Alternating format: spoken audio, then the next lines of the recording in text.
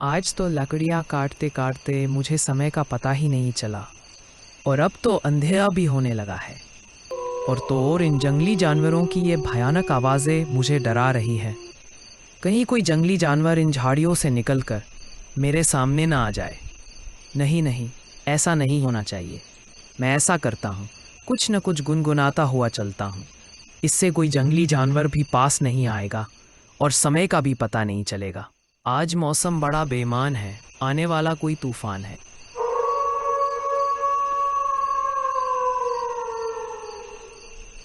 आ गया रे।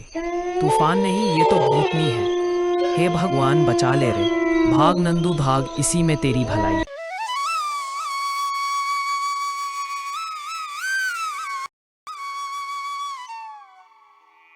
नंदू आज क्या हुआ? आज लकड़ियां काटने नहीं गया और यूं शांत होकर क्यों बैठा है? क्या तेरी तबीयत खराब है? नहीं काका, ऐसी कोई बात नहीं है। लेकिन कल रात वो क्या नंदू, क्या कोई भूत भूत देख लिया क्या? काका, वो जब मैं जंगल से लकड़ियां काटने जंगल में गया था तो मुझे देर हो गई थी, जिस कारण से अंधेरा भी होने लगा था। और आप लोगों को तो पता ही है कि हमारे गांव से शहर और जंगल को जाने वाला रास्ता एक शमशान घाट से होकर गुजरता है। तब मैं भी उसी रास्ते से जंगल से लकड़ियां काटकर घर लौट रहा था।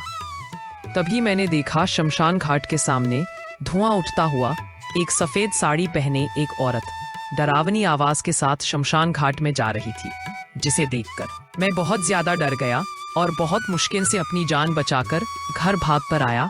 बस इसलिए थोड़ा सा डरा हुआ हूँ। यदि तुम्हारी बात सच है नंदू, तो हमें बच्चों को उस तरफ जाने से रोकना होगा और उन्हें समझाना होगा। आकाश सिर्फ बच्चे ही नहीं, हमें भी सतर्क रहना पड़ेगा और रात होने से पहले पहले उस रास्ते से घर आना होगा। हाँ भाई, तुम ठीक कह रहे हो। चलो भाई, गांव में भी सभी को बता देते हैं।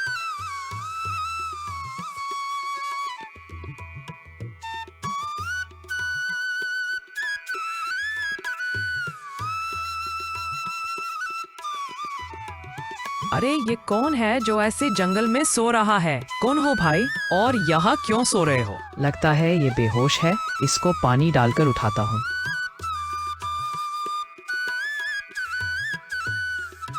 अरे भाई, तुम कौन हो और यहाँ क्यों सो रहे हो? मैं पड़ोसी गांव से आया हूँ और आते आते रात हो गई तो मैंने यहाँ एक भूतनी को देखा और बेहोश हो गया।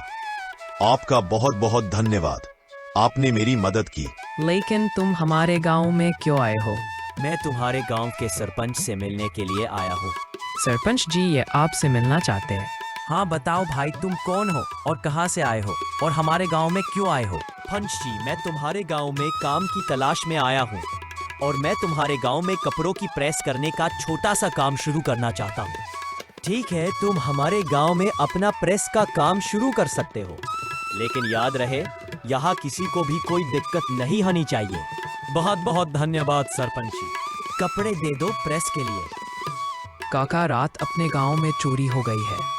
पता नहीं भाई, पहले तो भूतनी का डर और अब तो चोरी भी शुरू हो गई।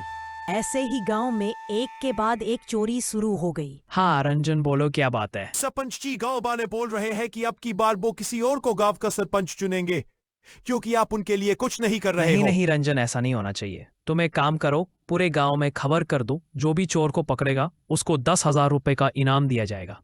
सुनो सुनो, अपने गांव में जो भी चोर को पकड़ेगा सरपंच जी की तरफ से उसे 10,000 रुपए का इनाम दिया जाएगा।